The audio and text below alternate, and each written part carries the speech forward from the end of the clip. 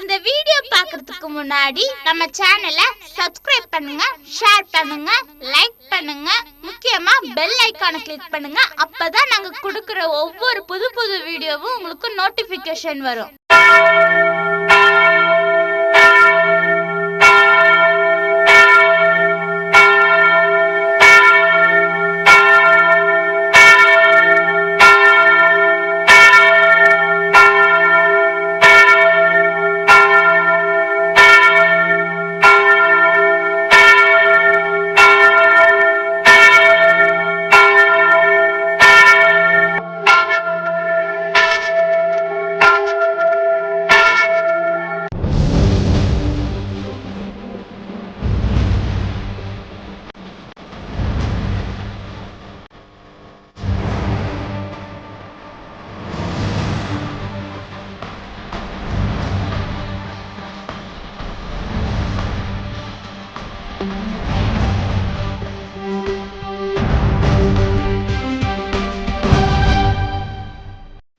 பிதா குமாரின் பரிசுத்த ஆவியின் நாமத்தினாலே உங்களை அன்போடு வாழ்த்துகிறேன். இந்த பரிசுத்தமான புதிய மாதத்தின் முதல் ஓய்வு நாளின் ஆராதனைக்கு ஆரம்பமாக்கி நாம் தலைகளை தாழ்த்தி கண்களை மூடி ஆண்டவரை நாம் மகிமைப்படுத்துவோம். எங்களை அதிகமாய் நேசித்து வழி நடத்துகிற எங்கள் அன்பின் ஆண்டவரே, கிருபையும் இரக்கமும் நிறைந்தவரே, எல்லா நன்மைகளுக்கும் ஊற்றுமுறைவிடமாய் இருக்கிற பரிசுத்த பிதாவே, வானத்துக்கும் பூமிக்கும் சகல அதிகாரம் படைத்தவரே, ஒருவராலும் சேரக்கூடாத ஒளிகளிலே வாசம் பண்ணுகிறவரே, கேருபீன்கள் போற்றுகிற பரிசுத்தரே, செராபீன்கள் போற்றுகிற பரிசுத்தரே, நாங்கள் உம்மை துதிக்கிறோம், ஸ்தோத்திரிக்கிறோம். பரிசுத்த அலங்காரத்தோடு நாங்கள் உம்மை தொழுது கொள்வதற்காக ஆயத்தப்பட்டிருக்கிறோம். வறண்டதும் விடாய்த்ததுமான ஆத்மாவை உயிர்ப்பிக்கிற பரிசுத்த ஆவியானவர் தாமே உம்முடைய திருக்கரங்களினாலே எங்களை தயவாய் கண்ணோக்கி பார்க்க வேண்டும்படியாய் நாங்கள் செபிக்கிறோம். இந்த பரிசுத்தமான புதிய மாதத்தின் முதல் ஓய்வு நாளின் இந்த ஆராதனைக்கு ஆண்டவரை ஆயத்தப்பட்டிருக்கிற ஒவ்வொரு பிள்ளைகளும் ஆண்டவரை மெய் தெய்வ சமாதானத்தை உம்முடைய ஒத்தாசையினாலே பெற்று அனுபவிக்க கிருபை தாருமப்பா. ஆண்டவரே, ஒவ்வொரு மாதமும் முதல் ஓய்வு நாளில நாங்கள் கம்பீரமாய் திருக்குடும்பமாய் இணைந்து ஆராதித்த சூழ்நிலைகள் எல்லாம் கடந்த சில மாதங்களாக தடைபட்டு இருக்கிற இந்த வேலைகளை கர்த்தர் தாமே உன்னத கிருபையை, உன்னத இரக்கத்தை, உன்னத சமாதானத்தை எங்களுடைய உள்ளத்திலும் இல்லத்திலும் ஊற்றி இந்த ஆராதனை நிமித்தமாக நாங்கள் புதுபலன் அடைய நீர் எங்களை பலப்படுத்த வேண்டும்படியாக நாங்கள் செபிக்கிறோம். உண்மையிலே கண்ணை வைத்துள்ள ஆலோசனை சொல்லுவேன் என்று இந்த மாதத்திலே வாக்களித்திருக்கிற ஆண்டவர் உம்முடைய வாக்கு தத்தங்களினால எங்களுடைய திருக்குடும்பங்களை, எங்களுடைய கம்பம் குருசேகரத்தில் இருக்கிற ஒவ்வொரு பிள்ளைகளை ஆண்டவரை தேவனை இடைக்கொள்ளாமல் போகும் மட்டும் வர்த்திக்க பண்ண வேண்டும்படியாக நாங்கள் செபிக்கிறோம். பாட போகிற பாடல்களை, கேட்க போகிற சத்திய வார்த்தைகளை, நம்பிக்கை நிச்சயத்தோடு ஏறெடுக்க போகிற ஜெபங்களை என் ஆண்டவர் தயவாய் பட்சித்துக் கொண்டு உம்முடைய பரிபூர்ண விடுதலையை எங்களுடைய கண்கள் காண நீர் இரக்கம் பாராட்ட வேண்டும்படியாக நாங்கள் செபிக்கிறோம். எல்லா துதியும், எல்லா கனமும், எல்லா மகிமையும் என் ஆண்டவர் ஒருவருக்கே உரித்தாகட்டும். இயேசு ஆண்டவரின் மூலமாய் கேட்கிறோம் எங்கள் ஜீவனுள்ள பரமபிதாவே, ஆமென். கிறிஸ்தவ கீர்த்தனைகளில் 5வது பாடல் சர்வோலகாதிபா நமஸ்காரம் என்ற பாடலை ஆராதனையின் தொடக்க பாடலாக நாம் அனைவரும் இணைந்து பாடுவோம்.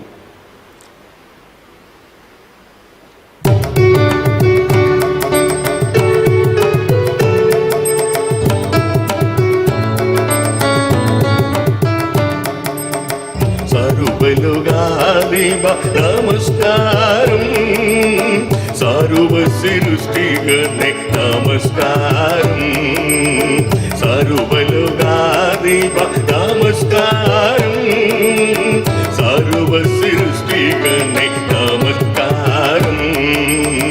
தரை கடல் உயிர்வான் சகலமும் படைத்தேன், தரை கடல் உயிர்வான் சகலமும் படைத்தேன், தயவர பிதாவே நமஸ்காரம், சர்வலோகாதிபா நமஸ்காரம், சர்வ சிருஷ்டிகனே நமஸ்காரம்.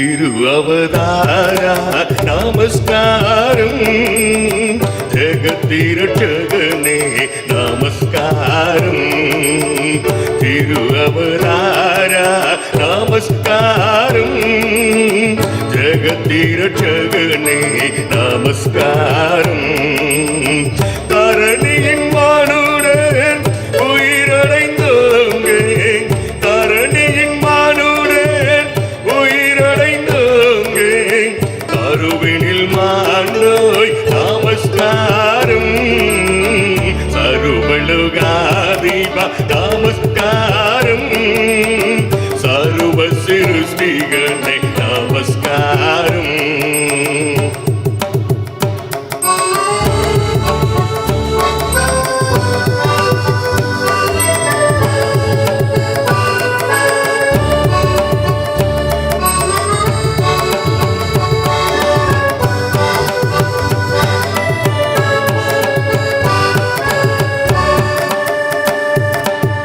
பரிசுத்த ஆவி நமஸ்காரம், பரமச குருவே நமஸ்காரம், பரிசுத்த ஆவி நமஸ்காரம், பரமச குருவே நமஸ்காரம், அருவியடியார் அகத்தினில் வசிக்கும், அருவியடியார் அகத்தினில் வசிக்கும், அரிய சித்தே சதா நமஸ்காரம், சர்வலோகாதிபா நமஸ்காரம், சர்வ சிருஷ்டிகனே நமஸ்காரம்.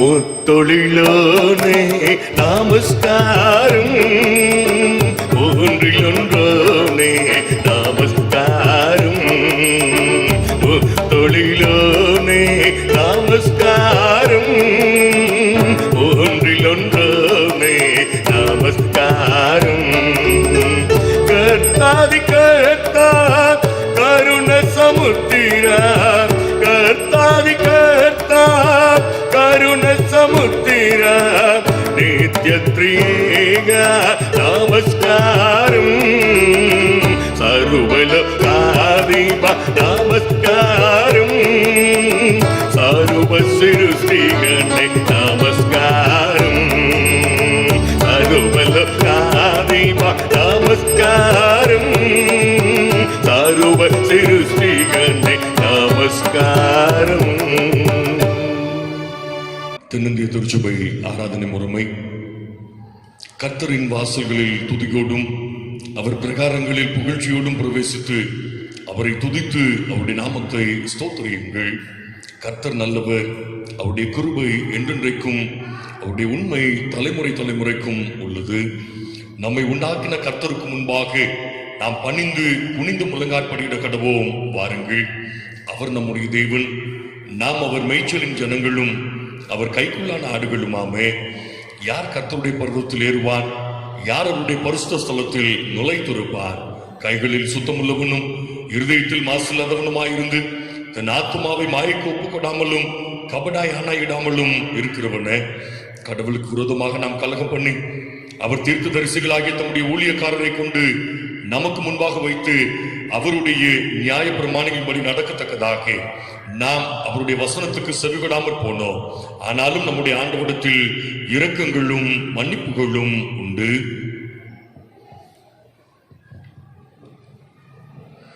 தேவனுக்கு ஏற்கும் பலிகள் நொறுங்குண்ட ஆவிதான். தேவனே, நொறுங்குண்டதும் நறுங்குண்டதுமான இருதயத்தை நீர் புறக்கணியீர். வருத்தப்பட்டு பாரம் சுமக்கிறவர்களை நீங்கள் எல்லோரும் இடத்தில் வாருங்கள், நான் உங்களுக்கு இளைப்பாறுதல் தருவேன். நான் எழுந்து என் தகப்பனிடத்திற்கு போய், தகப்பனே, பரத்துக்கு விரோதமாகவும் உமக்கு முன்பாகவும் பாவம் செய்தேன் என்பேன். என் கண்மலையும் என் மீட்பெருமாகிய கர்த்தாவே, என் வாயின் வார்த்தைகளும் என் இருதயத்தின் தியானமும் உமது சமூகத்தில் பிரீதியாயிருப்பதாக. கர்த்தரை கண்டடையத்தக்க சமயத்தில் அவரை தேடுங்கள். அவர் சமீபமாயிருக்கையில் அவரை நோக்கி கூப்பிடுங்கள். நீங்கள் உங்கள் வஸ்திரங்களை அல்ல, உங்கள் இருதயங்களை கிழித்து உங்கள் ஆண்டவரிடத்தில் திரும்புங்கள். அவர் இரக்கமும் மன உருக்கமும் நீடிய சாந்தமும் மிகுந்த கிருபையும் உள்ளவர். அவர் தீங்குக்கு மனஸ்தாபப்படுகிறவருமாய் இருக்கிறார். துன்மார்க்கன் தன் வழிகளையும் அக்கிரமக்காரன் தன் நினைவுகளையும் விட்டு ஆண்டவரிடத்தில் திரும்ப கடவன். அவர் அவன் மேல் மனதுருகுவார். நம்முடைய ஆண்டவரிடத்திற்கே திரும்ப கடவன். அவர் மன்னிக்கிறதற்கு தயப்படுத்திருக்கிறார்.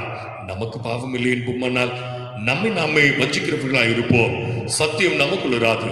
நம்முடைய பாவங்களை நாம் அறிக்கையிட்டால் பாவங்களை நமக்கு மன்னித்து எல்லா அநியாயத்தை நீக்கி நம்மை சுத்திகரிப்பதற்கு அவர் உண்மையும் நீதியும் உள்ளவராய் இருக்கிறார். பிரியமான சகோதர சகோதரிகளை, நம்முடைய பரமபிதாவாகிய சர்வ வல்லமையுள்ள கடவுளின் அளவில்லாத தயவினாலும் இரக்கத்தினாலும் பாவ மன்னிப்பை பெறுவதற்காக நாம் செய்த பலவிதமான பாவங்களையும் அக்கிரமங்களையும் அவர் சன்னதியில் மாயமாய் மறைத்துக் கொள்ளாமல் பணிவும் தாழ்மையும் துக்கமும் கீழ்ப்படிதலும் உள்ள இதயத்தோடு அறிக்கையிட பற்பல திருமறை வாக்கியங்கள் நம்மை ஏவுகின்றன. நாம் எக்காலத்திலும் கடவுளுக்கு முன்பாக நம்முடைய பாவங்களை மனத்தாழ்மையாய் அறிக்கையிட வேண்டுவதும் அன்றி அவருடைய திருக்கரங்களில் இருந்து நாம் பெற்றுக்கொண்டு மேன்மையான உபகாரங்களுக்காக நன்றி செலுத்தவும், அவரை மிகவும் சிறப்பாய் புகழ்ந்து பிரஸ்தாபம் பண்ணவும், அவருடைய திருவசனத்தை கேட்கவும், நம்முடைய உடலாவிற்கு தேவையானவைகளுக்காக வேண்டிக் கொள்ளவும் நாம் கூடி வந்திருக்கிற தருணத்தில் பாவங்களை அறிக்கையிடுவது நமது விசேஷித்த கடமையா. ஆகையால் இங்க இருக்கிற நாம் அனைவரும் சுத்த இருதயத்தோடும் தாழ்ந்த மனதோடும் பரம கிருபாசன தண்டையில் என்னுடனே கூட சேர்ந்து பொதுவான பாவறிக்கை சொல்ல உங்களை வேண்டிக் கொள்ளுகிறேன்.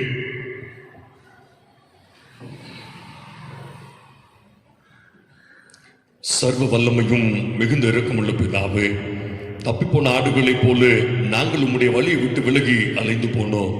எங்கள் இருதயத்தின் யோசனைகளுக்கும் விருப்பங்களுக்கும் மிகவும் இணங்கி நடந்தோம். உம்முடைய பரிசுத்த கற்பனைகளுக்கு விரோதமாய் குற்றம் செய்தோம். செய்யத்தக்கவைகளை செய்யாமல் செய்யத்தகாதவைகளை செய்து வந்தோம். எங்களுக்கு சுகமே இல்லை. ஆயினும் ஆண்டவரே, நீர் இயேசு கிறிஸ்துநாதர் மூலமாய் மனிதருக்கு அருளி செய்த வாக்குத்தத்தங்களின்படியே நிர்பாக்கியம் உள்ள குற்றவாளிகளாகிய அடியாருக்கு இறங்கும். தப்புதங்களை அறுக்கிடுகிற எங்கள் மேல் பொறுமையாகிறோம். பாவத்தின் நிமித்தம் துக்கப்படுகிற எங்களை சீர்படுத்தும். மிகவும் இரக்கமுள்ள பிதாவே, உம்முடைய பரிசுத்த நாமத்துக்கு மகிமை உண்டாகும்படி நாங்கள் நீ தேவ பக்தியும் நீதியும் தெளிந்த புத்தியும் உள்ளவர்களாய் நடந்து வர இயேசு கிறிஸ்து நிமித்தம் எங்களுக்கு கிருபை செய்தருளும். ஆமேன். எங்கள் பாவங்களுக்காக உண்மையாய் துக்கப்பட்டு கடவுளிடம் மனம் திரும்பி உடைய ஆவியின் சகாயத்தால் தங்கள் வழிகளை சீர்திருத்த பிரயாசப்படுவதை குறித்து ஆண்டவர் சொல்லுகிற அருள் நிறைந்த மொழிகளை கேளுங்கள். தேவன் தம்முடைய ஒரே பேரான குமாரனை விசுவாசிக்கிறவன் எவனோ அவன் கெட்டு போகாமல் நித்திய ஜீவனை அடையும்படிக்கு அவரை தந்தருளி இவ்வளவாய் உலகத்தில் அன்பு கூர்ந்தார். ஒருவன் பாவம் செய்வன நீதிபதியாயிருக்கிற இயேசு கிறிஸ்து நமக்காக பிதாவிடத்தில் பரிந்து பேசுகிறவராய் இருக்கிறார். நம்முடைய பாவங்களை நிவர்த்தி செய்கிற கிருபாதார பலி அவரே. நம்முடைய பாவங்களை மாத்திரமல்ல, சர்வலோகத்தின் பாவங்களை நிவர்த்தி செய்கிற கிருபையுள்ள ஜீவ பலியாக இருக்கிறார். சர்வ வல்லமையும் மிகுந்த இரக்கமுள்ள ஆண்டவர் மன்னிப்பையும் பாவ நிவர்த்தியையும் நமக்கு கட்டளையிட்டருளி வாழ்க்கையை சீர்படுத்துவதற்கான காலத்தையும் தமது பரிசுத்தாவின் கிருபையையும் தேர்ந்தெடுதலையும் தந்தருள்வாராக. ஆமென். வாசிக்கும்படியாக கொடுக்கப்பட்டிருக்கிற நற்செய்தி திருமுறை பாடம் தூய மத்தேயு எழுதின நற்செய்தி நூல் 25ஆம் அதிகாரம் வசனங்கள் 14 முதல் 30 வரை. தூய மத்தேயு எழுதின நற்செய்தி நூல் 25ஆம் அதிகாரம் வசனங்கள் 14 முதல் 30 வரை நாம் வாசிக்க கேட்போம். அன்றியும் பரலோக ராஜ்யம் புரதேசத்துக்கு பிரயாணமாய் போகிற ஒரு மனுஷன் தன் ஊழியக்காரரை அழைத்து தன் ஆஸ்திகளை அவர்கள் வசமாய் ஒப்புக் கொடுத்தது போல் இருக்கிறது. அவனுடைய திறமைக்கு தக்கதாக ஒருவனிடத்தில் 5 தாலந்தும் ஒருவனிடத்தில் 2 தாலந்தும் ஒருவனிடத்தில் 1 தாலந்துமாக கொடுத்து உடனே பிரயாணப்பட்டு போனான். 5 தாலந்தை வாங்கினவன் போய் அவைகளை கொண்டு வியாபாரம் பண்ணி வேறு 5 தாலந்தை சம்பாதித்தான். அப்படியே 2 தாலந்தை வாங்கினவனும் வேறு 2 தாலந்தை சம்பாதித்தான். 1 தாலந்தை வாங்கினவனோ போய் நிலத்தை தூண்டி தன் எஜமானுடைய பணத்தை புதைத்து வைத்தான். வெகு காலமான பின்பு அந்த ஊழியக்காரனுடைய எஜமான் திரும்பி வந்து அவர்களிடத்தில் கணக்கு கேட்டான். அப்பொழுது 5 தாலந்தை வாங்கினவன் வேறு 5 தாலந்தை கொண்டு வந்து, ஆண்டவனே, 5 தாளந்தை என்னிடத்தில் ஒப்புவித்தீரே, அவைகளை கொண்டு இதோ வேறு 5 தாளந்தை சம்பாதித்தேன் என்றான். அவனுடைய எஜமான் அவனை நோக்கி, நல்லது, உத்தமமும் உண்மையும் உள்ள ஊழியக்காரனே, கொஞ்சத்தில உண்மையாய் இருந்தாய், அநேகத்தின் மேல் உன்னை அதிகாரியாக வைப்பேன், உன் எஜமானுடைய சந்தோஷத்திற்குள் பிரவேசி என்றான். 2 தாளந்தை வாங்கினவனும் வந்து, ஆண்டவனே, 2 தாளந்தை என்னிடத்தில் ஒப்புவித்தீரே, அவைகளை கொண்டு இதோ வேறு 2 தாளந்தை சம்பாதித்தேன் என்றான். அவனுடைய எஜமான் அவனை நோக்கி, நல்லது, உத்தமமும் உண்மையும் உள்ள ஊழியக்காரனே, கொஞ்சத்திலே உண்மையாய் இருந்தாய், அநேகத்தின் மேல் உன்னை அதிகாரியாக வைப்பேன், உன் எஜமானுடைய சந்தோஷத்திற்குள் பிரவேசி என்றான். 1 தாளந்தை வாங்கினவன் வந்து, ஆண்டவனே, நீ விதைக்காத இடத்தில் அறுக்கிறவரும் தெளிக்காத இடத்தில் சேர்க்கிறவருமான கடினமுள்ள மனுஷன் என்று அறிவேன். ஆகையால் நான் பயந்து போய் உமது தாளந்தை நிலத்தில் புதைத்து வைத்தேன், இதோ உம்முடையதை வாங்கிக் கொள்ளும் என்றான். அவனுடைய எஜமான் பிரதியுத்தரமாக, பொல்லாதவனும் சோம்பலுமான ஊழியக்காரனே, நான் விதைக்காத இடத்தில் அறுக்கிறவன் என்றும் தெளிக்காத இடத்தில் சேர்க்கிறவன் என்றும் அறிந்திருந்தாயே, அப்படியானால் நீ என் பணத்தை காசுக்காரர் வசத்தில் போட்டு வைக்க வேண்டியதாக இருந்தது. அப்பொழுது நான் வந்து என்னுடையதை வட்டியோட வாங்கிக் கொள்வேனே என்று சொல்லி அவனத்தில் இருக்கிற தாளந்தை எடுத்து 10 தாளந்து உள்ளவனுக்கு கொடுங்கள். உள்ளவன் எவனோ அவனுக்கு கொடுக்கப்படும், பரிபூர்ணமும் அடைவான். இல்லாதவனிடத்திலிருந்து உள்ளதும் எடுத்துக் கொள்ளப்படும். பிரயோஜனமற்ற ஊழியக்காரனாகிய இவனை புறம்பான இருளிலே தள்ளி போடுங்கள், அங்கே அழுகையும் பற்கடிப்பும் உண்டாயிருக்கும் என்றான் என்பது வாசிக்கும்படியாக கொடுக்கப்பட்ட நற்செய்தி திருமறை பாடம் வாசித்தாயிற்று. கிறிஸ்துவே உமக்கு ஸ்தோத்திரம் உண்டாவதாக. நாம் அனைவரும் இணைந்து நம்முடைய விசுவாசத்தை அப்போஸ்தலர் விசுவாச பிரமாணத்தின் மூலமாக நாம் அறிக்கை செய்வோம். வானத்தையும் பூமியும் படைத்து சர்வ வல்லமையுள்ள பிதாவாகிய தேவனை விசுவாசிக்கிறேன்.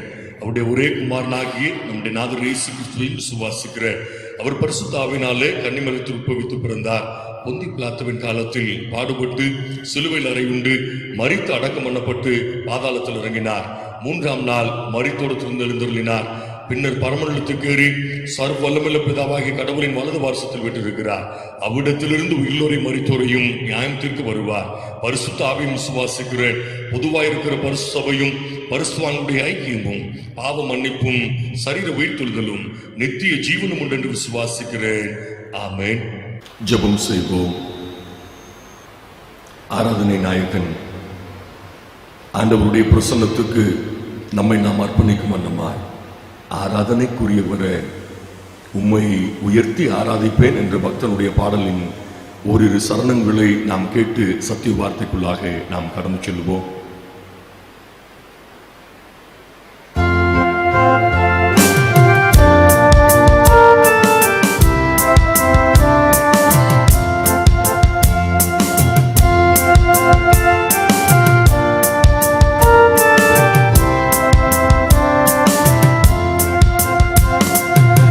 ஆராதனை கூறியவரே உம்மை உயர்த்தி ஆராதிப்பே. ஆராதனை கூறியவரே உம்மை உயர்த்தி ஆராதிப்பே.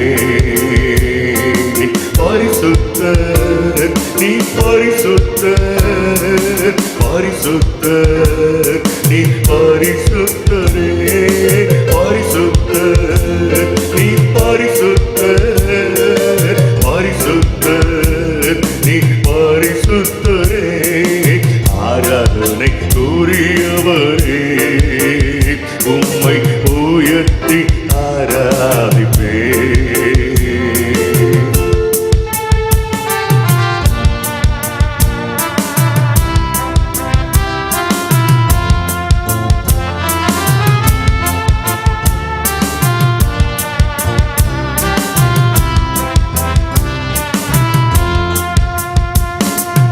என்னை நேசிப்பவர் நீர் அல்லவோ, என்னுடைய ஆராதனை உங்களுக்கு தான். என்னை நேசிப்பவர் நீர் அல்லவோ, என்னுடைய ஆராதனை உங்களுக்கு தான். பரிசுத்தர் நீ பரிசுத்தர், பரிசுத்தர்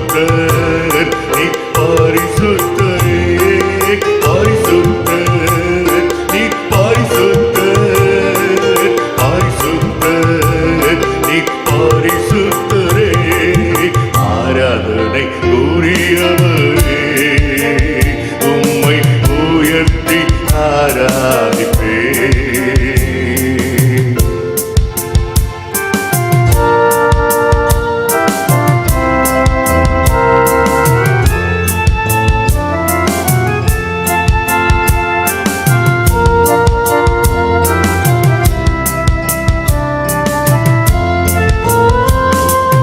என்னை மன்னித்தவர் நீரல்லவா, என்னுடைய ஆராதனை உங்களுக்கு தான். என்னை மன்னித்தவர் நீரல்லவா, என்னுடைய ஆராதனை உங்களுக்கு தான். பரிசுத்தர் நீ பரிசுத்தர், பரிசுத்தர் நீ பரிசுத்தரே, பரிசுத்தர் நீ பரிசுத்தர், பரிசுத்தர் நீ பரிசுத்தரே. ஆராதனை உரியவரே, உம்மை உயர்த்தி ஆராதிப்பேன். ஆராதனை உரியவரே, உம்மை உயர்த்தி ஆராதிப்பேன். பரிசுத்தர் நீ பரிசுத்தர், பரிசுத்தர் நீ பரிசுத்தரே, பரிசுத்தர் நீ பரிசுத்தர், பரிசுத்தர் நீ பரிசுத்தரே. ஆராதனை உரியவரே, உம்மை உயர்த்தி ஆராதிப்பேன். ஆராதனை உரியவரே, உம்மை உயர்த்தி ஆராதிப்பேன். ஆண்டவரே, என்னை மன்னித்தவர் நீரப்பா, என்னை உயர்த்தினவர் நீரப்பா, என்னை உள்ளங்கைகளிலே வரைந்து வைத்திருக்கிறவர் நீரப்பா, ஒரு தகப்பனை போல தோளிலே தூக்கி சுமக்கிறவர் நீரப்பா, ஒரு தாயை போல மார்போடு என்னை அணைத்துக் கொள்ளுகிற தேவன் நீரப்பா. உம்முடைய மகிமையை, உம்முடைய மாண்புகளை இந்த ஆண்டவரை பரிசுத்தமான வேளையில் உம்முடைய வார்த்தையாகிய மன்னாவின் மூலமா நாங்கள் ருசிக்கும்படியான பெரும் கிருபையை நீர் எங்களுக்கு தான்.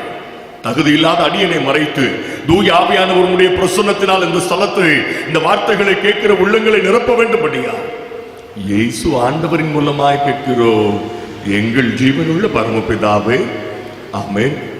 கிறிஸ்துவுக்குள் பிரியமானவர்களே, ஆண்டவர் இயேசு கிறிஸ்துவின் வெளியேறப்பெற்ற நாமத்தினாலே உங்களை அன்போடு வாழ்த்துகிற சங்கீதம் 143:8 ஓய்வு நாளின் காலையில உம்முடைய கிருபையை கேட்க பண்ணும், உம்மை நம்பி இருக்கிறேன் என்ற தாவீதின் வார்த்தையை நாம் நம்முடைய உள்ளத்துல நாம் ஆழமாக பதித்துக் கொள்ள இந்த காலை வேளையில் அழைக்கப்படுகிறோம். இந்த நாள் பரிசுத்த ஓய்வு நாள், பரிசுத்த அலங்காரத்துடனே அவரை கிட்டிச் சேர வேண்டிய நாள். லேவியராகமம் 16:30-31 உங்களுக்காக பாவ நிவர்த்தி செய்யப்படும் நாள், அது விசேஷித்த ஓய்வு நாள், அதிலே உங்கள் ஆத்துமாக்களை தாழ்மைப்படுத்த கடவீர்கள் என்று நாம் அழைப்பு பெறுகிறோம். இந்த கொரோனா கொள்ளை நோய் நம்மை அதிகமாக பாதித்துக் கொண்டிருந்தாலும் கர்த்தர் நம்மோடு இருக்கிறார். 1 கொரிந்தியர் 12:9 படி, என் கிருபை உனக்கு போதும், உன் பலவீனத்துல என் பலன் பூர்ணமாய் விளங்கும் என்று வாக்கு கொடுக்கிறார். அப்போஸ்தலனாகிய பவுல் பிலிப்பியர் 4:6 நீங்கள் ஒன்றுக்கும் கவலைப்படாமல் எல்லாவற்றையும் குறித்து உங்கள் விண்ணப்பங்களை தோத்திரத்தோட கூடிய ஜெபத்தினாலும் வேண்டுதலினாலும் தேவனுக்கு தெரியப்படுத்துங்கள், அப்பொழுது எல்லா புத்திக்கும் மேலான தேவ சமாதானம் உங்களை ஆளுகை செய்வாராக என்று ஒரு ஆறுதல் வார்த்தையை குறிப்பிடுகிறார். ஒரு பக்தன் இப்படியாக குறிப்பிடுகிறார், அதுவும் இதுவும் எதுவும் கடந்து போகும். திருமறையில யோசேப்பு வாழ்நாள் முழுவதும் குழியிலேயே இருந்தாரா? இல்லையே. மோசே வாழ்நாள் முழுவதும் நதிக்கரையிலேயே இருந்தாரா? இல்லையே. இஸ்ரவேலர் வாழ்நாள் முழுவதும் அடிமைகளாகவே இருந்தார்களா? இல்லையே. ஷாத்ராக், மேஷாக், ஆபேத்நேகோ வாழ்நாள் முழுமையும் அக்கினியின் நடுவிலேயே இருந்தார்களா? இல்லையே. தானியேல் சிங்கத்தின் கெபியிலேயே வாழ்நாள் முழுவதும் இருந்தாரா? இல்லையே. அன்னாள் வாழ்நாள் முழுமையும் குழந்தையின்றி இருந்தாரா? இல்லையே. பர்திமேயு வாழ்நாள் முழுமையும் பார்வை இல்லாமலே இருந்தாரா? இல்லையே. மரித்த லாசருவை கல்லறையிலிருந்து உயிரோடு எழுப்பியவர் நம்மையும் உயிரோடு பாதுகாப்பதற்கு வல்லமையுள்ள தேவனாய் நம்மோடு கூட இருக்கிறார். இந்த கொடிய நாட்களில வாதையை பற்றியே பேசாமல் தேவனுடைய வார்த்தையை பற்றி பேசுவோம்.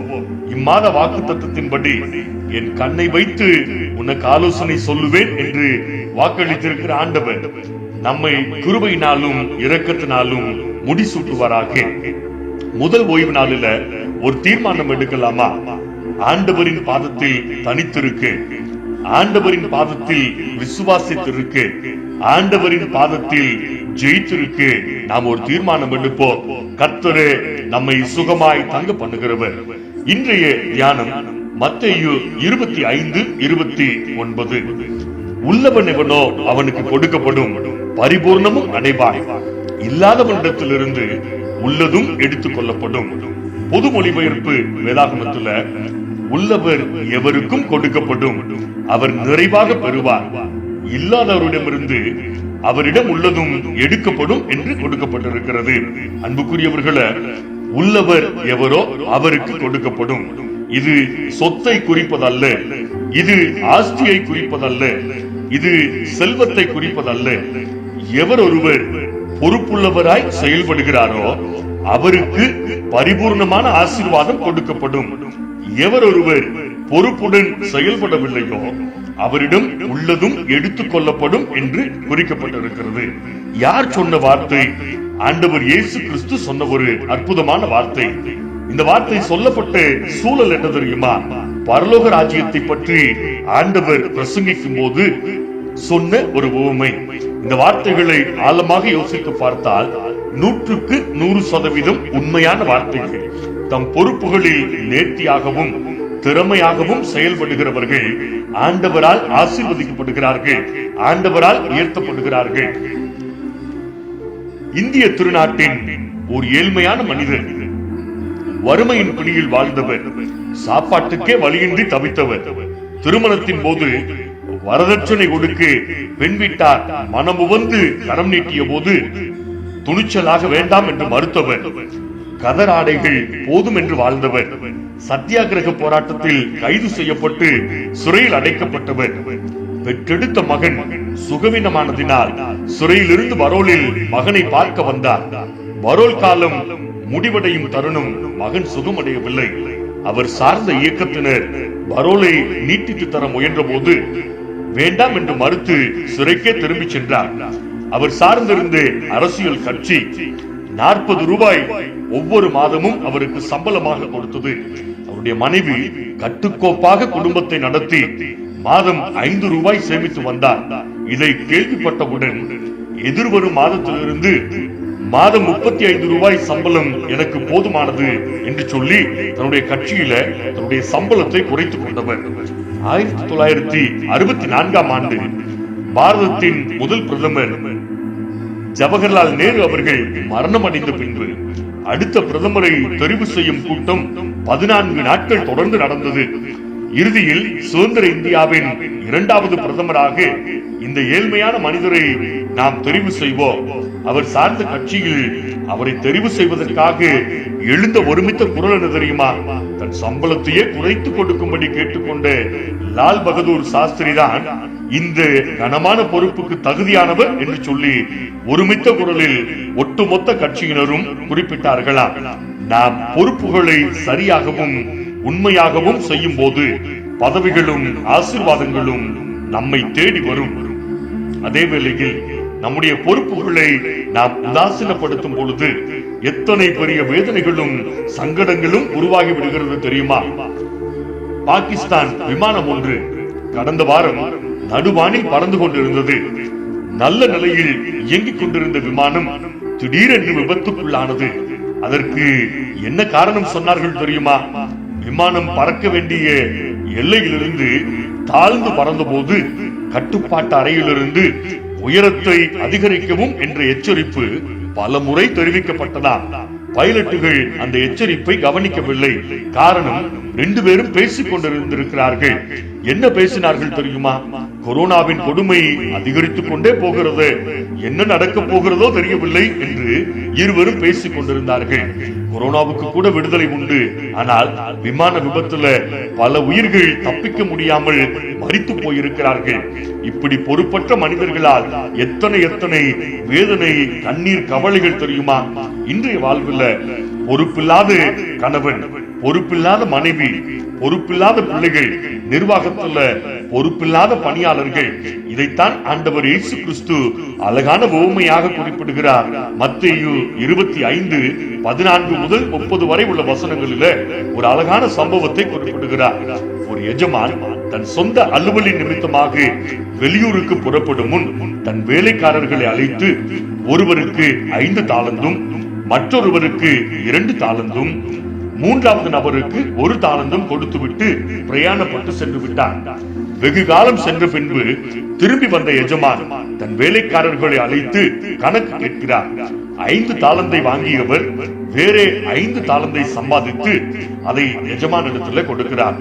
2 தாலந்தை வாங்கியவர் வேறே 2 தாலந்தை சம்பாதித்து அதை எஜமானிடம் ஒப்படைக்கிறார். இருவருக்கும் எஜமான் பரிசு கொடுத்தார். 1 தாலந்தை வாங்கியவன் மண்ணிலே புதைத்து வைத்திருந்ததை அப்படியே கொண்டு வந்து கொடுத்தான். எஜமான் கேட்கிறார், ஒன்னு இங்க இருக்கு, இன்னொன்னு எங்க? அதுதான் எஜமான் இது என்று வாழைப்பழ கதையை போல பிதற்றினான். வாங்கிய கணக்கை கொடுத்து விட்டான், ஆனால் இழப்பை சம்பாதித்தான். அன்புக்குரியவர்களே, உலகின் மிகப்பெரிய நாடுகள் சீனாவும் இந்தியாவும். சீனா 28% ஏற்றுமதி செய்கிறது. இந்தியா 2.5% மட்டுமே ஏற்றுமதி செய்கிறது. ஏன் இத்தனை பெரிய வேறுபாடு தெரியுமா? சீனர்களை விட எந்த விதத்தில் இந்தியர்களாகி நாம் குறைந்தவர்கள்? இந்தியர்களாகி நம்மிடத்துல என்ன இல்லை? ஏன் அவர்களைப் போல நம்மால் உற்பத்தி செய்ய முடியவில்லை? இத்தனை கேள்விகளுக்கும் பதில் என்ன தெரியுமா? சீனர்களிடமிருந்து நாம் கற்றுக்கொள்ள வேண்டும். எதை கற்றுக்கொள்ள வேண்டும்? சீனர்கள் பணி செய்யும் போது அவர்களை கண்காணிக்க ஆட்கள் தேவையில்லை. சீனர்கள் ஒரு வேலையை செய்யும் போது அந்த வேலைக்கு அவரே கண்காணி, அவரே சூப்பர்வைசர். தான் எடுத்துக்கொண்ட வேலையை வெற்றிகரமாக செய்து முடிப்பதில் ஜாக்கிரதையா இருப்பார்களா? ஆனால் நம் உடன்பிறப்புகளை, இந்தியர்களை சற்று யோசித்து பாருங்களேன். ஒவ்வொரு வேலைக்கும் ஒரு கண்காணிப்பாளர் தேவை. நான் என்ன வேலை செய்யணும்? இவர்கள் எந்த வேலையும் செய்ய விடாமல் பார்த்துக் கொள்வதுதான் உன்னுடைய வேலை. சூப்பர்வைசரை கண்காணிக்க ஒரு கண்காணி, அவரை கண்காணிக்க சிசிடிவி கேமரா, சிசிடிவியை கண்காணிக்க ஒரு குழு. அவர்கள் வெட்டி பேச்சு பேசி சிசிடிவியை ஒழுங்காக கவனிக்காமல் விட்டு விடுவார்கள். இத்தனை கண்காணிப்புகள் இருந்தும் தவறுகள் தினம் தினம் நடந்து கொண்டேதான் இருக்கிறது. சீனர்கள் தன்னைத்தானே எஜமானாக நினைத்து பொறுப்பாக செயல்படுகின்றார்களா? அன்புக்குரியவர்களே, பள்ளிக்கூடங்களிலே படிக்கும் பிள்ளைகளுக்கு வழக்கமான நேரத்திற்கு முன்பதாக நிறைவு மணி ஓசை கேட்டுவிட்டால் எத்தனை மகிழ்ச்சி ஏற்படுமோ, அதுபோல இன்றைய மனிதர்கள் தம் பொறுப்புகளை நிறைவேற்றாமல் தப்பிச் செல்வதில் அலாதி இன்பம் அடைகின்றனர். நம் முன்னோர்கள் இல்லாமையிலும் பொறுப்புடன் செயல்பட்டார்கள். நாம் பொறுப்புடன் செயல்படுகிறோமா? இந்திய தேசத்தில் மாபெரும் பொருளாதார பின்னடைவு வந்தபோது அந்த பேரிடர்பாட்டை சரி செய்தது யார் தெரியுமா? நம் வீட்டில் உள்ள பெண்கள், நம் வீட்டில் உள்ள தாய்மார்கள் எப்படி பொருளாதார சரிவை ஈடுகட்டினார்கள் தெரியுமா? அன்றைய சூழலில் தாய்மார்கள் சிறுக சிறுக சேமித்து கடுகு டப்பாக்களில, மிளகு டப்பாக்களில சேமித்து வைத்திருந்து சிறுவாடு பணம் தான் இந்திய பொருளாதாரத்தை சீர்தூக்க பேருதவியாக அமைந்திருந்ததா? இன்றைய தியானத்துல ஒரு தாளந்தை பெற்றவன் அதை இழந்து போக காரணம் என்ன? 3 காரியங்களை நாம் தியானிக்க போகிறோம். ஒன்று, நிர்விசாரம். ஒரு தாளந்து என்பது கடவுள் மீண்டும் கொடுத்திருக்கிற ஒரு அழகிய வாய்ப்பு. பழைய வாழ்க்கைக்கு முற்றுப்புள்ளி வைத்துவிட்டு புதிய வாழ்க்கையை இந்த ஒரு தாளந்தை பெற்றவன் வாழ தவறி விடுகிறான். ஒரு தாளந்தை பெற்றவன் பொறுப்பாக வாழ தவறினதினால் கிடைக்க வேண்டிய ஆசீர்வாதங்களை எல்லாம் அவன் இழந்து போனான் என்று திருமறையில நாம் பார்க்கிறோம். திருமறையில எசேக்கியா ராஜா, எசேக்கியா நோய்வாய்ப்பட்டு மரணத்தின் விளிம்பில் தத்தளித்துக் கொண்டிருந்த போது ஆண்டவருடைய ஊழியக்காரன் ஏசாயா தீர்க்கன் எசேக்கியாவிடத்துல வந்து உன்னுடைய பணிகளை எல்லாம் முடித்து விடு என்று சொல்லி அவருக்கு நாளை குறித்து கொடுத்து விட்டு அவர் திரும்பி சென்று விட்டார். ஆனால் கடவுள் மீண்டும் ஒரு வாய்ப்பை எசேக்கியா ராஜாவுக்கு கொடுத்த பொழுது 2 ராஜாக்கள் 20:6 உன் ஆயுள் நாட்களோடு 15 ஆண்டுகளை கூட்டுவேன் என்று சொன்னபோது அதை கடவுளின் மகிமைக்காக பயன்படுத்தினார். ஆனால் ஒரு தாளந்தை பெற்றவன் பயன்படுத்த தவறிவிட்டான். காரணம் நிர்விசாரம். மத்தேயு 25:18 மண்ணில் புதைத்து வைத்து விட்டான். மீண்டும் வாழ்வதற்காக கிடைத்த வாய்ப்பை புதைத்து வைத்து விட்டான். திருமறையில அப்போஸ்தலனாகிய பவுல் தனக்கு கிடைத்த வாய்ப்பை சரியாக பயன்படுத்தினார். சவுலாக இருந்தவர் பவுலாக மாறி வாய்ப்பை பயன்படுத்தினார். ஆனால் லோத்து, ஏசா போன்றவர்கள் வாய்ப்பை தவற விட்டு விட்டார்கள். லோத்து ஆதியாகமம் 14:12 ஆபிரகாமின் சகோதரனின் மகனாகிய லோத்து சோதோமிலே குடியிருந்தபடியால் அவனையும் அவன் பொருட்களையும் கொண்டு போய் விட்டார்கள். இந்த விஷயத்தை கேள்விப்பட்ட ஆபிரகாம் தன்னுடைய ஆட்களில 318 பேரை கூட்டிக் கொண்டு போய் ஆயுதம் தரித்தவராய் தான் என்ற இடத்துல சண்டையிட்டு எல்லாவற்றையும் திருப்பி கொண்டு வந்து லோத்துவிடம் கொடுத்தார். ஆபிரகாமோடு சேர்ந்து வாழக்கூடிய ஒரு வாய்ப்பு மீண்டும் கிடைத்த போதும் லோத்து அதை நிர்விசாரமாய் விட்டு விட்டார் என்று நாம் திருமறையிலே பார்க்கிறோம். ஏசா வாழையடி வாழையாய் 10 தலைமுறைக்கு உட்கார்ந்து சாப்பிடும் அளவு உள்ள ஆசீர்வாதமான சேஷ்டபுத்திர பாகத்தை நிர்விசாரமாய் நினைத்தார். ஆசீர்வாதத்தை இழந்து போனார். அன்புக்குரியவர்களே, கழுகு தன் 40 வயதில் அதற்கு ஏற்படும் பிரச்சனை என்ன தெரியுமா? நகங்கள் எல்லாம் வளர்ந்து வளைந்து விடுமா, சிறகுகள் விரிக்க முடியாத அளவு கனமாகி விடுமா, சாப்பிட முடியாத நிலைமை, பறக்க முடியாத பரிதாபம். ஒரே ஒரு வாய்ப்பு, அவைகளை எல்லாம் கழுகு இழக்க வேண்டும். இழப்பதற்கு சம்மதித்தால் மீண்டும் ஒரு வாழ்க்கைக்கு வாய்ப்பு கிடைக்குமா? எல்லா வழிகளையும் வேதனைகளையும் கஷ்டங்களையும் சுமந்து தீர்த்த பின்பு கழுகுக்கு ஒரு புது பொலிவு, ஒரு புது வாழ்க்கை கிடைக்குமா? வலி இல்லாமல் சுகம் இல்லை. கழுகு எல்லாமே முடித்து போனது என்று எண்ணி சுமப்பதில்லையா? இன்னொரு வாய்ப்பு உண்டென்று எண்ணியே வழிகளை சுமக்குமா? ஆனால் ஒரு தாளந்தை பெற்றவன் நிர்விசாரமாய் அதை புதைத்து வைத்தான். நீதிமொழிகள் 1:32 மூடரின் நிர்விசாரம் அவர்களை அழிக்கும் என்று சாலமோன் ஞானி குறிப்பிடுகிறார். தாளந்து உவமையில ஒரு தாளந்தை வாங்கியவன் நிர்விசாரமாய் புதைத்து வைத்தான். எஜமானின் கோபத்துக்கு ஆளானான், வாய்ப்பை இழந்து போனான். ஆமோஸ் 6:1 நிர்விசாரமாய் இருக்கிறவர்களுக்கு ஐயோ என்று குறிப்பிடுகிறார். இன்றும் ஒரு தாளந்தை பெற்றவனை போல பலர் உறவுகளிலே அன்பை புதைத்து வைத்துவிட்டு நிர்விசாரமாய் நடமாடும் சடலங்களாய் வாழ்கின்றார்கள். பெற்றெடுத்த பெற்றோரை பராமரிக்காமல் நிர்விசாரமாய் அலைந்து திரியும் பல மனித மிருகங்கள், செய் நன்றி மறந்து உல்லாசமாக ஊஞ்சலாடும் நிர்விசார ஆட்கொள்ளிகள் இன்றும் பலர் இருக்கிறார்கள். நமக்கு கடவுள் கொடுத்த வாய்ப்பை உன்னதமாய் பயன்படுத்த வேண்டுமா? நிர்விசாரமான வாழ்வுக்கு குட் பை சொல்லுவோம். இரண்டாவதாக சோம்பல். ஜே.ஜி. ஹாலண்ட் என்று சொல்லப்படுகிற ஒரு ஞானி, ஒவ்வொரு பறவைக்கும் கடவுள் உணவளிக்கிறார், ஆனால் அவற்றின் கூட்டிலே கொண்டு போய் கொடுப்பதில்லை என்று குறிப்பிடுகிறார். இன்றைய தியானத்துல 3 வேலைக்காரர்களுக்கும் ஆண்டவர் ஒரே விதமாகவே ஆற்றலை பகிர்ந்தளிக்கிறார். அவர்களின் திறமைக்கேற்ப எஜமான் 5, 2, 1 என்று தாளந்துகளை பிரித்து கொடுத்தான். 5 தாளந்தை வாங்கியவன் வேறே 5 தாளந்தையும், 2 தாளந்தை வாங்கியவன் வேறே 2 தாளந்தையும் கணக்கு ஒப்படைத்தார்கள். ஒரு தாளந்தை வாங்கியவன் என்ன கணக்கு கொடுத்தான் தெரியுமா? மத்தேயு 25:24 ஆண்டவனே, நீர் விதைக்காத இடத்தில் அறுக்கிறவரும் தெளிக்காத இடத்தில் சேர்க்கிறவருமான கடினமான மனிதன் என்று அறிவேன். மற்ற 2 வேலைக்காரர்களும் வாங்கிய தாளந்துக்கு கணக்கு கொடுத்தனர். ஒரு தாளந்தை வாங்கியவன் தாளந்துக்கு கணக்கு கொடுக்காமல் எஜமானை பற்றிய கணக்கை எஜமானிடமே சொல்லுகிறான். கோபமடைந்த எஜமான் என்ன சொல்கிறார் பாருங்களேன். மத்தேயு 25:26 பொல்லாதவனும் சோம்பலுமான ஊழியக்காரனே, நான் யார் என்று தெரிந்து வைத்திருக்கிறாயே, கொடுத்த பணத்தை வட்டிக்கு கொடுத்திருந்தால் கூட பிரயோஜனமாகி இருக்குமே, நான் வட்டியோடாவது வாங்கி இருப்பேனே என்று குறிப்பிடுகிறார். நீதிமொழிகள் 19:24 சோம்பேறி தன் கையை களத்திலே வைத்து அதை திரும்ப தன் வாயண்டைக்கு எடுக்காமல் இருக்கிறான் என்று குறிக்கப்பட்டிருக்கிறது. டயோனிசியஸ் என்ற தத்துவ ஞானி சொல்லும் ஒரு அற்புதமான வார்த்தை என்ன தெரியுமா? சோம்பல் என்ற துரதிர்ஷ்டம் நம்மை தொட்டுவிடக் கூடாது. அதற்காக தினமும் ஒவ்வொரு நிமிடமும் ஒவ்வொரு வினாடியும் ஜெபியுங்கள் என்று குறிப்பிடுகிறார். ஆம் பிரியமானவர்களே, சோம்பல் என்ற துரதிர்ஷ்டம் நம்மை தொட்டுவிடக் கூடாது. ராக்பெல்லர் உலகத்தின் பிரபல கோடீஸ்வரர்களிலே ஒருவர்.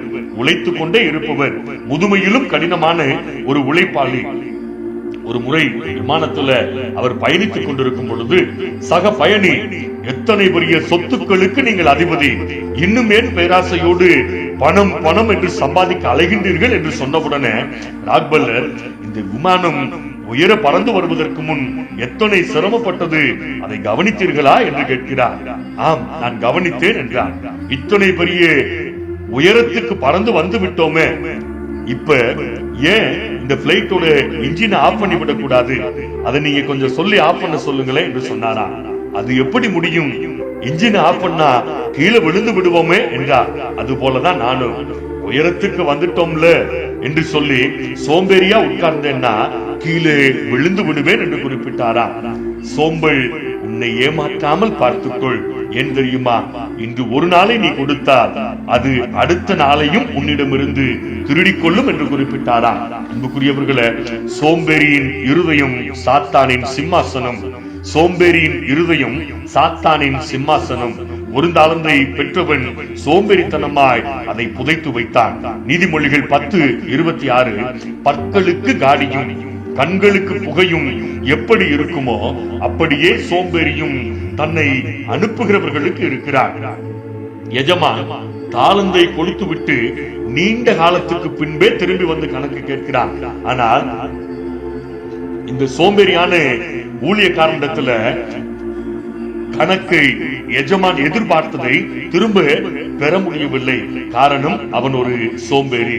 அன்புக்குரியவர்களே, நீண்ட நேரம் அசைவின்றி கிடந்தால் சிலந்தி கூட நம்மேல் கூடு கட்டி விடுமா? கடவுள் நமக்கு கொடுத்துள்ள வாய்ப்பை பொறுப்பாய் பயன்படுத்த வேண்டுமா? சோம்பலான வாழ்வுக்கு குட் பை சொல்லுவோம். மூன்றாவதாக, அஜாக்கிரதை. ஒரு ஆண்டு என்பது 365 நாட்களை உட்கொண்டது. காலண்டரில் தினமும் கிழிக்கப்படும் போது இறுதியில் அது தீர்ந்து விடுகிறது. ஓராண்டு முடிந்து விட்டது என்பதை அது நமக்கு உணர்த்துகிறது. சிலர் ஜாக்கிரதையாய் செயல்பட்டு சிகரம் ஏறுகின்றார்கள். பலர் அஜாக்கிரதையாய் செயல்பட்டு தகரம் சறுக்குகின்றனர். 5 தாளந்தையும் 2 தாளந்தையும் பெற்றவர்கள் ஜாக்கிரதையாய் செயல்பட்டதினால் மேலும் 5 தாளந்தையும் 2 தாளந்தையும் சம்பாதித்தார்கள். அவர்களை பாராட்டியும் பரிசும் கொடுத்து விருந்துக்கு அழைப்பும் கொடுத்த எஜமானை பார்த்து 1 தாளந்தை வாங்கியவன் தன்னுடைய அஜாக்கிரதையை மறைக்க எஜமானை பற்றி எஜமானிடத்திலேயே குறை கூறுகிறான். மத்தேயு 25:24 நீர் கடினமுள்ள மனிதன். மத்தேயு 25:25 நான் பயந்து போய் உமது தாளந்தை நிலத்தில் புதைத்து வைத்தேன். அன்புக்குரியவர்களே, ஜாக்கிரதையானவன் கூட்டலையும் பெருக்கலையும் பயன்படுத்துகிறான். அஜாக்கிரதையானவனோ கழித்தலையும் வகுத்தலையும் பயன்படுத்தி வாய்ப்பை தவற விட்டு விடுகிறான். இன்றைய சமூக பிரச்சனைகளில வாகன விபத்துகள் 99% விபத்துகள் அஜாக்கிரதையில்தான் நடக்கிறதா? காரணம், செல்போன் பயன்படுத்திக் கொண்டே வாகனம் ஓட்டுவது. பட்டாசு ஆலைகளில 75% தீ விபத்து நடப்பதற்கு காரணம் அஜாக்கிரதையே. ஆழ்துளை கிணறு நான் ஏன் மூட வேண்டும் என்று நினைப்பவர்களே வேதனைகளை சுமக்கின்றார்களா? ஒரு அப்பா தன் அஜாக்கிரதையான மகனை ஒரு இடத்துக்கு அழைத்து செல்ல தீர்மானித்தார். மகன் அப்பாவோடு செல்ல மறுக்கிறான். வேறு வழி இல்லாமல் அப்பா அவனை அழைத்து செல்லுகிறார். 10 ஏக்கர்ல மிக அழகாக உருவாக்கப்பட்ட ஒரு பூந்தோட்டம் பார்ப்பதற்கு அழகாகவும் கண்ணை கவரும் வண்ண மலர்களாகவும் காட்சி அளித்தது. தோட்டத்துக்குள்ளே போனார்கள். சிறு குடிசையில ஒரு வயதான தாயார் இருந்தார். இத்தனை அழகான தோட்டத்தை எத்தனை பேர் வேலை செய்து உருவாக்கினீர்கள் என்று கேட்டவுடனே, இந்த தோட்டத்தை நான் ஒருவராகவே உருவாக்கினேன் என்று அந்த வயதான தாயார் சொன்னாராம்.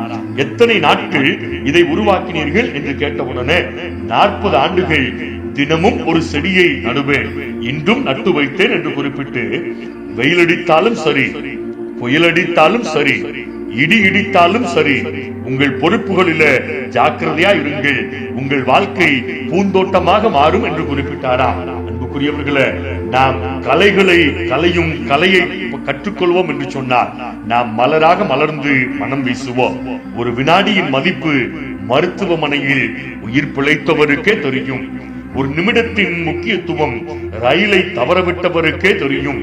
ஒரு மாதத்தின் முக்கியத்துவம் குறை மாத குழந்தையை வளர்க்கும் தாய்க்கே தெரியும். ஒரு ஆண்டின் முக்கியத்துவம் இறுதித் தேர்வில் தோற்றவனுக்கே தெரியும். ஒரு தாளந்தை வாங்கியவன் அஜாக்கிரதையினால் வாய்ப்பை தவற விட்டு விட்டான். அன்புக்குரியவர்களே, கடவுள் நமக்கு கொடுத்த வாய்ப்பை நாம் பொறுப்பாக பயன்படுத்தலாமா? அஜாக்கிரதைக்கு குட் பை சொல்லுவோம். நிறைவாக ஒரு தாளந்தை பெற்றவன்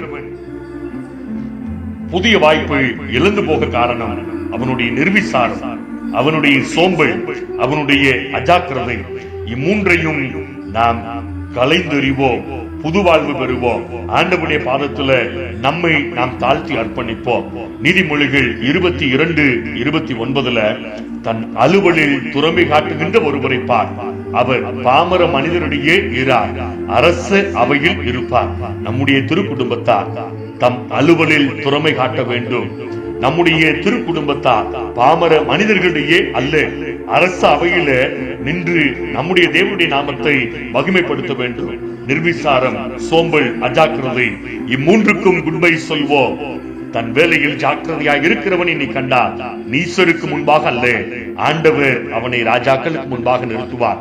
கர்த்தர் தாமே இந்த திருவார்த்தைகளை ஆசீர்வதிப்பாராக. ஆமென்.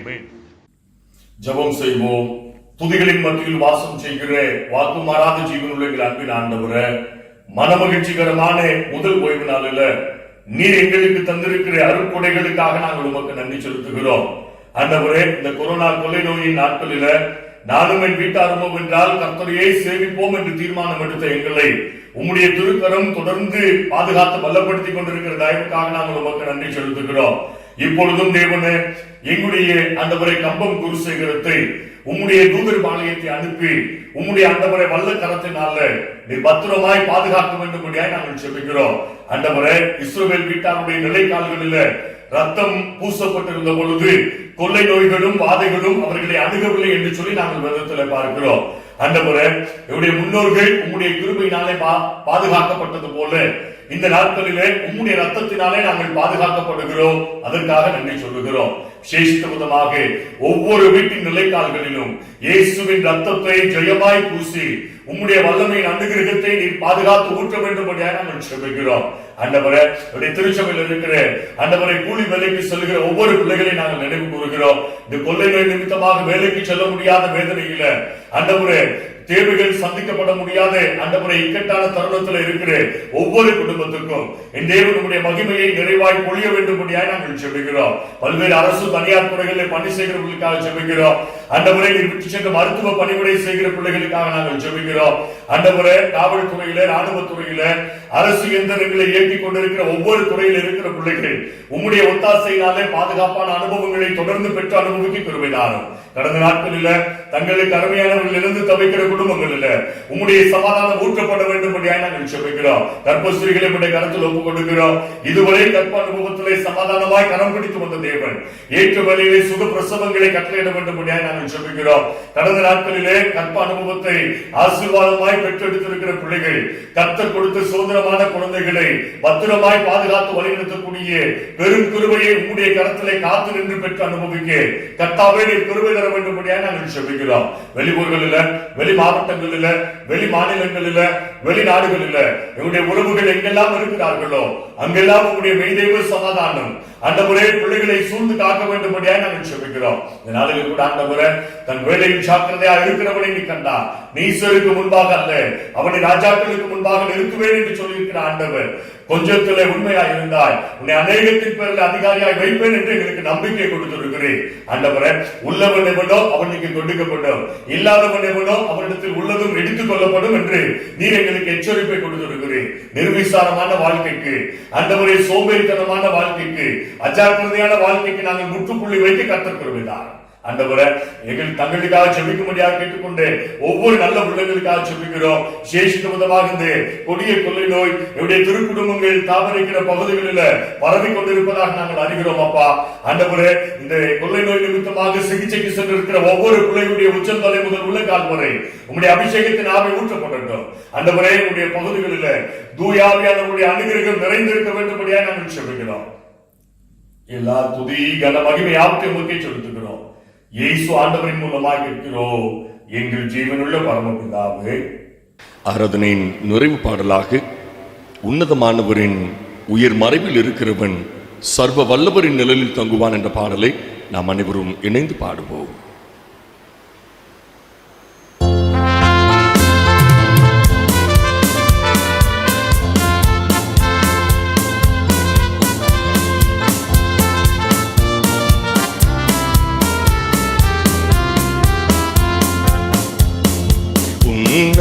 உன்னதமானவரின் உயர் மறைவினில் இருக்கிறவன் சர்வ வல்லவரின் நிழலில் தங்குவான். இது பரமசிலாக்கியமே. சர்வ வல்லவரின் நிழலில் தங்குவான். இது பரமசிலாக்கியமே. அவர் சட்டையின் கீழ் அடைக்கலம் புகவே தம் சிறகுகளால் மூடுவார். அவர் சட்டையின் கீழ் அடைக்கலம் புகவே தம் சிறகுகளால் மூடுவார்.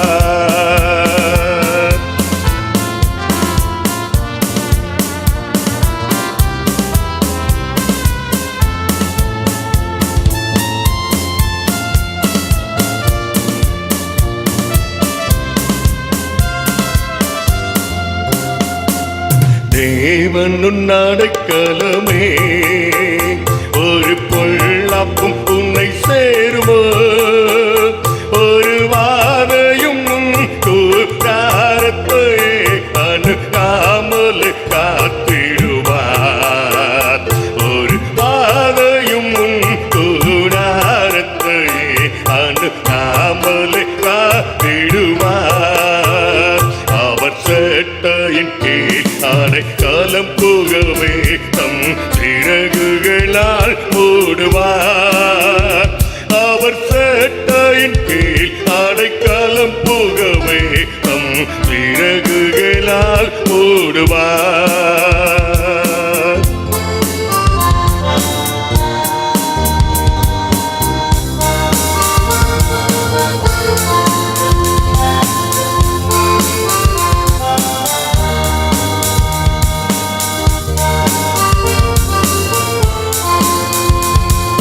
சிங்கத்தின் மேலும் நடந்து வலு சர்ப்பத்தையும் மிதிப்பாய். அவர் நாமத்தை நீ ஒற்றும் நம்பினதால் உன்னை விடுவித்து காத்திடுவார். அவர் நாமத்தை நீ ஒற்றும் நம்பினதால் உன்னை விடுவித்து காத்திடுவார். அவர் சட்டையின் கீழ் அடைக்கலம் புகவே தம் சிறகுகளால் மூடுவார். அவர் சட்டையின் கீழ் அடைக்கலம் புகவே தம் சிறகுகளால் மூடுவார்.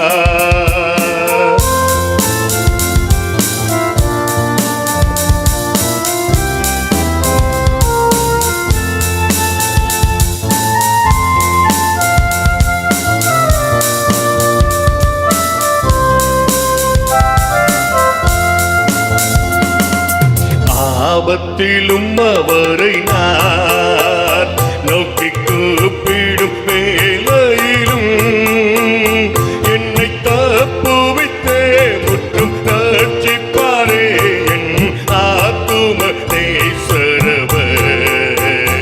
என்னை தப்புவித்தே முற்றும் ரட்சிப்பாரே என் ஆத்தும நேசரவர். அவர் சட்டையின் கீழ் அடைக்கலம் புகவே